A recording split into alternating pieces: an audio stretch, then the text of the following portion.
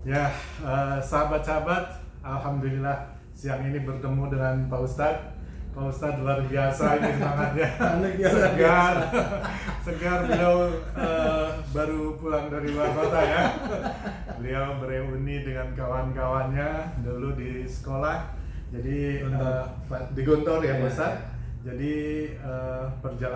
perjalanan tentu menyenangkan dan Alhamdulillah. saling sharing ya bersama kawan-kawan di sana. Pasti begitu. Baik, Pak Ustadz, siang ini ada beberapa hal yang ingin kita diskusikan, Ya. khususnya dari beberapa kawan itu menanyakan, Ya. gitu ya, bagaimana sih untuk membentuk keluarga yang sakinah, mawadah, warohmah, Ya. gitu ya, karena ini menjadi cita-cita bagi semua keluarga Ya. agar supaya keluarganya langgeng, keluarganya nyaman, tentram dan berkecukupan Ya. dalam segala hal gitu ya. Ya. Bagaimana kiatnya Pak Ustadz? Ya, terima kasih Pak Nok dan saudara-saudaraku sekalian yang dimuliakan oleh Allah Subhanahu wa taala.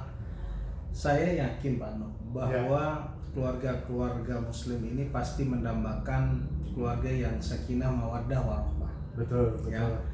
Nah, di dalam Al-Qur'an memang keluarga ideal dalam pandangan Al-Qur'an, artinya keluarga ideal dalam pandangan Allah itu ya keluarga yang sakinah, tentram, mawaddah, cinta, dan warohmah adalah kasih sayang. Nah, ini kan ideal banget. Betul. Nah, tapi ini tidak bisa dicapai tanpa satu pondasi yang utama di dalam kehidupan kita. Nah, pondasi utamanya itu adalah keimanan. Oh, betul. Gitu, keimanan. Harus dari kedua belah pihak, baik suami, istri gitu ya. Artinya kan ini konsep sangat islami sekali. Betul. Maka basisnya itu adalah pondasinya itu adalah keimanan. Nah, keimanan inilah yang mengajarkan, menuntun kita untuk bisa bagaimana mengimplementasikan nilai-nilai Al-Qur'an yang dalam hal ini konteks ini adalah kaitan keluarga sakinah mawaddah warahmah dalam kehidupan kita berkeluarga. Betul.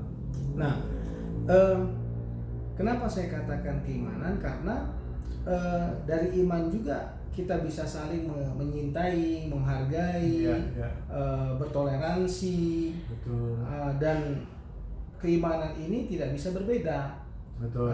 Artinya saya termasuk salah satu yang punya pandangan bahwa nikah beda agama itu tidak baik. Oh begitu. Karena kalau konsep imannya berbeda, betul. Pondasinya berbeda, pedoman hidupnya berbeda, maka visi misi pasti berbeda. Oh iya betul. Visi misi pasti berbeda. Betul, karena guidance books-nya beda. Iya betul. Nah, saya kasih contoh, misalnya konsep keluarga bahagia dalam pandangan Islam itu bukan hanya untuk konteks keduniaan saja. Betul. Artinya kalau kita kembali kepada Al-Qur'an, ternyata keluarga sakinah mawaddah warahmah itu juga adalah keluarga yang kita persiapkan menjadi keluarga surga kita. Iya, betul. Nah, dari mana dasarnya? Di Al-Qur'an surat 52 ayat 21, di surat 40 ayat 8, di surat 13 ayat 23 itu mengajarkan kita, menuntun kita bagaimana kita mempersiapkan diri untuk membangun keluarga surga. Oh betul. Gitu kan. Nah, jadi tujuan akhirnya bukan cuma duniawi, tapi akhirat juga ya. Akhirat juga. Iya. Makanya ayat-ayat tersebut adalah Allah masukkan kita ke dalam surga bersama orang-orang yang soleh di antara nenek moyang kita, pasangan hidup kita, anak cucu keturunan kita. Betul. Nah, artinya kalau begitu juga tanggung jawab kita cukup berat sebetulnya. Jadi bukan hanya menikah, membangun rumah tangga, tapi bagaimana mempersiapkan anggota keluarga ini menjadi ahli surga. Anak-anak ini harus dituntun, dibimbing untuk menjadi ahli surga. Betul. Nah, strategi yang harus kita bangun adalah salah satunya yang diajarkan oleh Rasulullah SAW, nawiru buyutakum bis-sholati wa qiraatil Qur'an. Sinarilah rumah tangga kamu dengan sholat dan baca Al-Quran. Nah, memang sederhana terlihatnya, tapi sholat itu adalah tiang kehidupan. Ya, pondasinya adalah iman, tiangnya adalah sholat. Ibadah itu adalah tiang daripada kehidupan. Nanti dahannya, buahnya itu adalah akhlak. Gitu kan? Nah, kemudian bisolati wa qiraatil Quran. Kenapa wa qiraatil Quran? Nah, kembali lagi karena Al-Quran itu guidance kehidupan. Iya, betul. Ya, bagaimana cara kita mencari jodoh ada di dalam surat An-Nur ayat 3 ayat 26 dan 26. Bagaimana mendidik anak ada di dalam surat Luqman ayat 13 sampai 19. Iya, betul.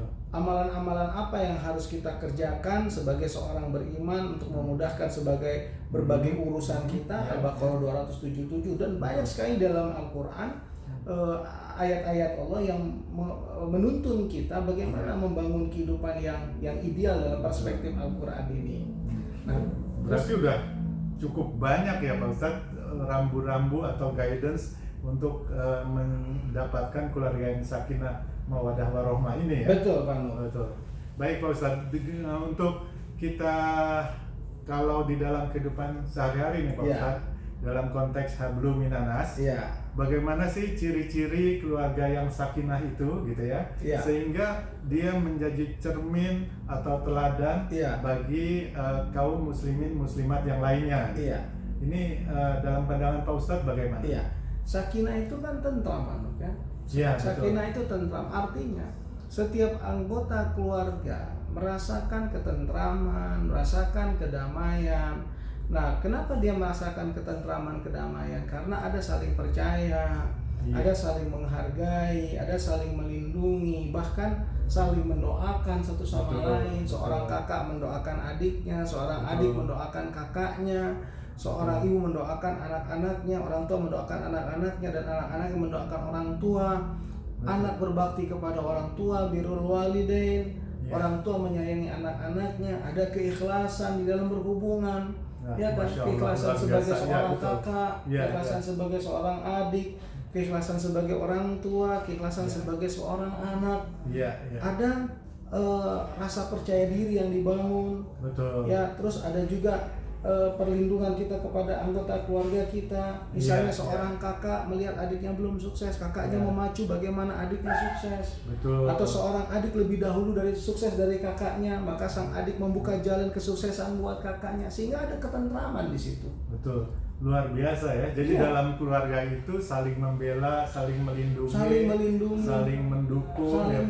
Karena ini kan ciri khas keluarga surga tadi. Betul. Ya kan, bagaimana menciptakan surga di dalam kehidupan rumah tangga kita, dalam kehidupan keluarga kita, kan itu sebetulnya. Nah, tapi jangan lupa setiap anggota keluarga harus menjadikan Al-Quran dan As-Sunnah sebagai guidance kehidupannya tadi. Karena cara pandang setiap kita itu kan sebetulnya sesuai dengan pedoman hidup kita. Cara pandang kita terhadap kehidupan, cara pandang terhadap keluarga, cara pandang terhadap tujuan hidup dan lain-lain itu kan sesuai dengan pedoman hidup. Nah, saya tadi kasih contoh misalnya perbedaan agama ya dalam satu konteks kehidupan ini susah mewujudkan sakinah. Kenapa? Karena perbedaan agama sudah berbeda cara pandang terhadap hidupnya. Konsep hidupnya sudah berbeda. Nggak mungkin ada sakinah. Nah, yang kedua tadi mawaddah. Mawaddah itu cinta, Pak. Cinta itu kalau didasari karena cinta kepada Allah, maka akan lahirlah ketenangan, kedamaian tadi. Ketenangan, rasa tanggung jawab, rasa ingin menafkahi, tanggung jawab termasuk di dalamnya adalah bagaimana membangun komitmen kesetiaan. Bukan cinta buta, tapi cinta yang melahirkan kepedulian, kasih sayang, tanggung jawab, melindungi tadi. Nah, warohmah itu kasih sayang. Nah, biasanya di usia 50 tahun ke atas itu didominasi oleh warohmah, lebih kepada kasih sayangnya. Misalnya Mbak Nuk mungkin sama Bu Yani lebih banyak sekarang didominasi oleh rasa kasih sayang lebih.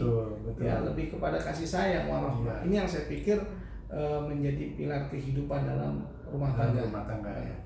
Ya, banyak sekali nih bekal dari Pak Ustadz ya. Satu lagi Pak Ustadz nih, sebelum kita akhiri, ini soal tujuan dan manfaatnya keluarga sakinah mawadah warohmah ini. Karena menurut ilmu sosial kan satuan sosial terkecil adalah keluarga. Apabila keluarga yang sakinah mawadah warohmah, tentu barangkali bila mana di antara anggota keluarga itu jadi pemimpin, maka dia akan jadi pemimpin yang adil. Apabila dia menjadi tokoh, Iya. bahkan tokoh yang dipanuti. Betul. Gitu. Nah, dalam pandangan Pak Ustadz bagaimana Iya. korelasinya? Ya, jadi kita punya 3 kecerdasan. Pertama Ya. kecerdasan intelektual, yang kedua kecerdasan spiritual, dan kecerdasan emosional. Betul. Nah, menurut saya sebetulnya yang disebut dengan lembaga pendidikan itu harusnya bisa menutupi 3 kebutuhan, 3 aspek ini, Oke. intelektual, spiritual, dan emosional. Iya. Nah, tapi kebanyakan lembaga pendidikan itu biasanya hanya mengambil satu aspek, yaitu intelektual. Oh iya. Makanya betul. fakta di dalam kehidupan kita sehari-hari ketika orang tua dipanggil oleh guru untuk berdiskusi tentang nilai anak, yang lebih banyak didiskusikan kan sebetulnya aspek nilai intelektualnya, gitu kan? Rapot hanya Rapotnya, mengukur bidang-bidang studi Bidang-bidang yang studinya. terkait dengan prestasi prestasi akademik. akademik. Oke. Nah, sebetulnya tidak demikian. Yang namanya lembaga pendidikan harus bisa memenuhi 3 aspek ini. Ya. Nah, menurut saya karena satu aspek ini yang lebih banyak diambil, ditekankan oleh lembaga-lembaga pendidikan, Ya. maka sebetulnya orang tua itu mengambil 2 aspek ini, yaitu bagaimana menciptakan, bagaimana membangun kecerdasan emosional, kecerdasan spiritual. Ya. Nah, sehingga apa hubungannya? Ketika anak kita cerdas, Ya. ketika anak kita menjadi pemimpin, menjadi Ya. leader, Ya. ketika anak kita menjadi pengusaha sukses, ketika Ya. anak kita tampil di berbagai bidang, menjadi anggota DPR, Ya. menjadi menteri. Ya. Nah, tapi dia adalah orang-orang yang memiliki kerendahan hati, Wah, orang-orang luar biasa. yang menjalankan hidupnya dengan penuh kesantunan, kearifan. Bukan anggota DPR yang sombong, bukan menteri Ya. yang arogan, Ya. bukan pemimpin yang menindas Ya. atau yang tidak menegakkan keadilan. Betul. Jadi kita tidak butuh orang yang cerdas secara intelektual saja, Betul. tapi bagaimana dia bisa cerdas secara spiritual dan emosional. Nah, orang tua harusnya Ya. mengambil bagian yang ini untuk melengkapi, melengkapi, betul. menyempurnakan. Dan ini adanya di rumah. Iya. Nah, adanya di rumah. Inilah tanggung jawab orang tua, bapak dan ibu. Nah, kalau ini bisa kita hadirkan secara utuh, maka hadirlah yang diidamkan, baiti Iya. jannati, rumahku adalah surgaku. Masya Allah, luar biasa.